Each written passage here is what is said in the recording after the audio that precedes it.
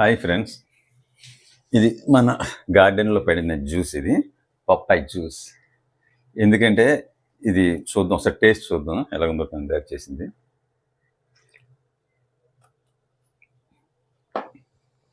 బా, ఎక్సలెంట్గా ఉంది. ఒక రోజు నర్సరీకి వెళ్ళేటప్పుడు తను బొప్పాయి 50 రూపీస్కి పప్పాయి అంటే తీసుకుందామండి, మొక్క ప్లాంట్ వేస్తానని. అంటే ఎక్కడ ఉన్న ప్లేస్ ఎందుకులే అని చెప్పి నేను కొద్దిగా ఆ రోజు దెబ్బలాడాను. తీరా చూస్తే అతను ఆ చెట్టు వేసింది, తను వేసి అది ఎదుగుతుంటే ఆ చెట్టు కళ్ళ ముందు ఎదుగుతుంటే తొందరగా ఎదుగుతుంది, ప్లస్ పెద్ద పెద్ద సైజు కాయలు వచ్చాయి. అవి ఏంటంటే ఒకేసారి ఒకేలాగా మొత్తం అంతా ఒకేలాగా పండి, అంటే ఒక్క ముక్క కూడా ఎక్కడ డ్యామేజ్ లేకుండా పండింది. ఎక్సలెంట్ అండి.